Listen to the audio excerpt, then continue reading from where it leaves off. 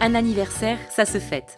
Septembre 2010, septembre 2020, la médiathèque municipale du Passage d'Agen fête ses 10 ans. 10 ans après sa mise en service, je crois pouvoir dire que cette ambition culturelle est en passe d'être atteinte. Elle est également le fruit de la volonté clairement affirmée par les équipes successives, conduites par Monsieur le maire depuis 2014, de faire de la culture une priorité. Depuis 10 ans, depuis sa création, la médiathèque du Passage s'est affirmée comme l'équipement culturel majeur de notre ville. Ses adhérents et les personnes qui la fréquentent sont au nombre de 1500. Nous sommes toujours très attentifs à la vie de la médiathèque.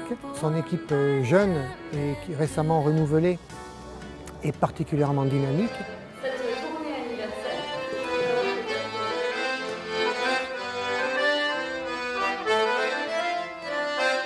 Tu peux en choisir un dedans. Tu choisis celui que tu veux. Et après, tu réinventeras une histoire. Du haut de ses 10 ans, la médiathèque écrit une nouvelle page de son histoire, avec une équipe renouvelée.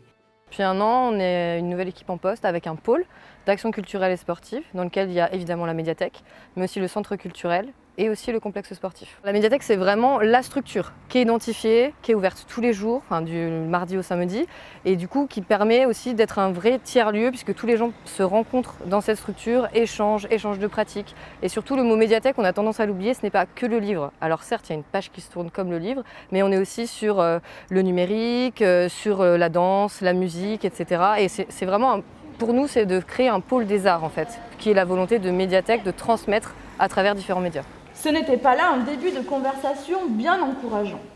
Alice répondit non sans quelque embarras.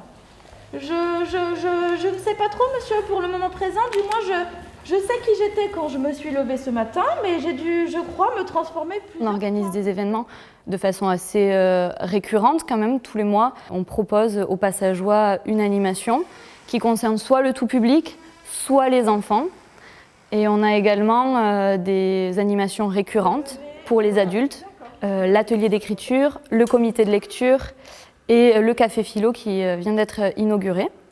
Et nous avons aussi désormais des rendez-vous récurrents pour les enfants, donc avec des samedis contés. Le samedi matin, une bénévole se joint à l'équipe pour raconter des histoires aux enfants.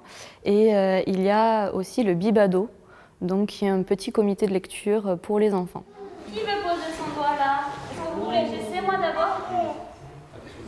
Oh! On propose notamment de manière ponctuelle un atelier pour les moins de 6 ans qui sera une balade sensorielle avec la découverte de nouveaux sons, de nouvelles matières et de nouveaux supports.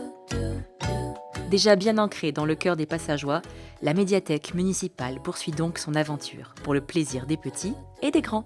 Les personnes qui travaillent ici, elles sont gentilles. Tout ce qu'elles font ici, on peut bien s'y repérer. En plus, avec le confinement, on pouvait quand même y aller. Avec mes petits-enfants, on vient régulièrement voir les spectacles. Je prends des livres, je loue des CD, c'est vraiment génial, quoi. Un endroit très agréable et je pense qu'on va revenir. Les enfants sont contents, donc on reviendra. L'ancienne équipe était archi sympathique et la nouvelle, elle est très bien, elle est dynamique. J'ai l'idée de lancer le café philo et tout, je trouve ça formidable.